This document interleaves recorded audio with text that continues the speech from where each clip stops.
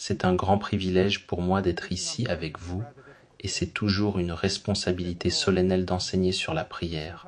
Vous savez, enseigner sur la prière peut être une chose plutôt difficile parce que je pense que nous pourrions tous parfois paraître d'une manière que nous ne sommes pas, que nous pourrions avoir une façade de grandeur, alors qu'en réalité c'est une façade. Dans ma propre vie, la prière a été très importante, mais je me suis toujours vu comme plutôt faible dans la prière, et je me souviens toujours de cette chose. Il n'y a qu'un seul héros dans cette histoire, et ce héros est Jésus-Christ. Il n'y a pas de grands hommes de Dieu, il n'y a pas de grands hommes de prière, il n'y a que de minuscules hommes faibles, et 100 fois d'un Dieu grand et miséricordieux qui leur a accordé sa grâce.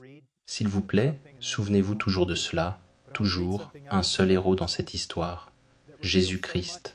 En quelques minutes seulement, je vais simplement lire quelque chose et ensuite je passerai à Luc. Mais je veux lire quelque chose tiré des Cantiques du Serviteur qui nous révèle tant de choses sur la personne et l'œuvre de Jésus-Christ. Et je vais simplement lire un verset dans Ésaïe 42. Voici mon serviteur que je soutiens. Jésus est Dieu incarné, Dieu qui s'est fait homme, mais en devenant homme, il a mis de côté tant de privilèges et prérogatives de sa divinité. Il était véritablement un homme et il a fait ce qu'il a fait en tant qu'homme dans la puissance du Saint-Esprit.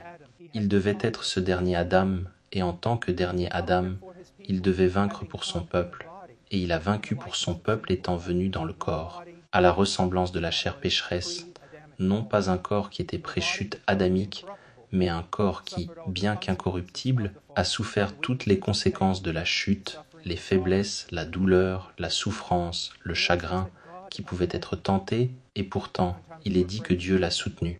Souvent nous avons peur de penser de cette façon, parce qu'il y a tant d'attaques contre sa divinité. Mais nous voyons qu'il était un homme, et Dieu l'a soutenu, l'a pris par la main, l'Esprit l'a fortifié. Voyez-vous, nous avions un Père qui est tombé, Adam, nous avions besoin d'un frère qui pouvait vaincre, qui était véritablement homme, et c'était Jésus-Christ. Et donc nous devons garder cela à l'esprit lorsque nous parcourons les évangiles et voyons sa vie de prière. Il ne priait pas simplement parce qu'il était spirituel, il ne priait pas simplement parce qu'il voulait montrer sa dévotion, il priait parce qu'il avait besoin de la prière.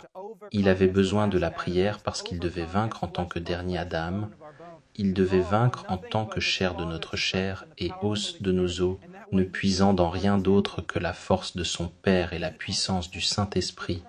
Et de cette manière, il peut être notre exemple. Il peut être notre exemple. Votre problème n'est pas, ce n'est jamais que vous êtes trop faible.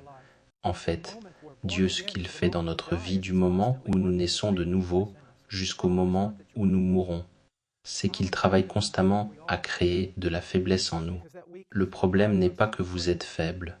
Le problème est que nous ne savons pas à quel point nous sommes faibles, parce que cette faiblesse nous pousserait à la prière, tout comme le fait d'être véritablement incarné a poussé notre Sauveur à la prière.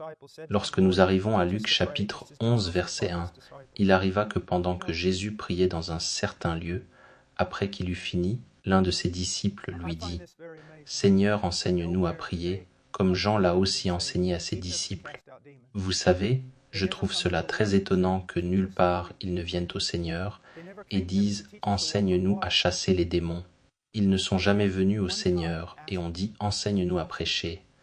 Ils ne sont jamais venus à lui et ont dit « Enseigne-nous à marcher sur l'eau ». Mais ils ont une fois demandé « Enseigne-nous » et c'était pour prier. Je dois croire, et le contexte l'indique, que c'était parce qu'ils priaient comme personne qu'ils n'avaient jamais entendu prier, personne. Maintenant, si Dieu incarné, cet homme parfait, dans l'économie de notre rédemption, il était nécessaire pour lui de faire ce qu'il a fait dans la puissance du Saint-Esprit, en tant qu'homme puisant dans la force du Père. Combien plus est-ce une nécessité pour nous? Maintenant, je n'ai pas le temps d'entrer dans beaucoup de doctrines sur la prière. Peut-être que j'enseignerai simplement sur la prière cette semaine, mais je veux vous raconter une illustration qui, j'espère, elle est plutôt commune, elle est même un peu drôle, mais la raison pour laquelle je la raconte, c'est qu'elle est restée gravée dans mon esprit depuis le moment où j'ai vu pour la première fois ce que je vais vous illustrer. J'ai vécu au Pérou pendant de nombreuses années et il y a de grandes vagues au Pérou, alors quelqu'un m'a convaincu, tu dois apprendre à surfer. Et donc j'ai dit, eh bien, si tu peux trouver une plage où les gens ont des vêtements, j'essaierai. Et donc j'ai essayé. Ça ne s'est pas bien passé. Tout d'abord, quelqu'un aurait dû me dire que le drapeau rouge signifie ne va pas dans l'eau, parce que c'est dangereux, et mais je suis entré dans l'eau. J'avais déjà essayé quelques autres jours de surfer, donc je suis entré dans l'eau, confiant que je ne mourrais pas, et je suis arrivé là-bas, et j'ai réalisé que j'étais en difficulté, en grande difficulté. J'étais simplement en train de prier. Je ne veux pas aller au Japon depuis l'Amérique du Sud. J'étais aspiré vers le large, et j'avais très peur. Et j'ai entendu un bruit derrière moi, et cela ressemblait au gargouillement d'un lion de mer quand il est en colère, parce que nous avions beaucoup de lions de mer là-bas, et donc cela m'a rendu encore plus effrayé.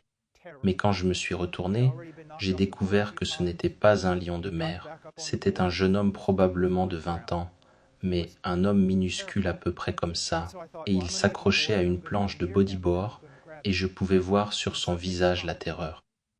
Il avait déjà été renversé de la planche plusieurs fois, il était remonté sur la planche, il allait se noyer, il était terrifié. Et donc j'ai pensé, eh bien, je vais prendre ma planche et je vais aller près de lui et ensuite je vais l'attraper et quelque chose m'a arrêté et j'ai réalisé, vous savez, j'avais entendu toutes les histoires, je fais 2 fois sa taille, mais s'il m'attrape, il va me tuer, il va nous noyer tous les deux. Et donc je suis allé chercher des surfeurs qui savaient vraiment ce qu'ils faisaient. Et j'ai dit, s'il vous plaît, il y a un homme qui se noie là-bas.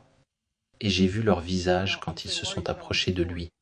Je veux dire, c'étaient des gars expérimentés, et vous pouviez voir la peur sur leur visage quand ils se sont approchés de lui. Maintenant, c'étaient tous de jeunes hommes, de très bons athlètes, des surfeurs experts, mais ils avaient peur, et il leur a fallu entre 20 minutes et une demi-heure pour amener ce jeune homme au rivage. Maintenant, vous dites, pourquoi racontez-vous cette histoire? Je veux que vous réfléchissiez à quelque chose. J'étais probablement 4 fois, 5 fois plus fort que ce gamin. Tous ces gars étaient plusieurs fois plus forts que lui, et pourtant si 3 de ces hommes avaient sauté là-dedans et avaient essayé de l'attraper sans utiliser beaucoup de sagesse, il aurait pu les attraper et les noyer tous. Maintenant vous devez vous demander, comment ferait-il cela? Comment quelqu'un qui faisait moins de la moitié de ma taille pourrait-il me noyer, ainsi que quelques autres hommes? Était-ce sa discipline? Non. Était-ce son courage? Non. Était-ce une force de volonté qui lui donnait un tel pouvoir d'attraper des hommes beaucoup plus grands que lui et qui ne puissent pas se libérer? Qu'est-ce que c'était? C'était la peur. D'où venait cette peur? D'une impuissance totale. Ce jeune homme savait qu'il n'avait absolument aucune capacité de maintenir sa vie.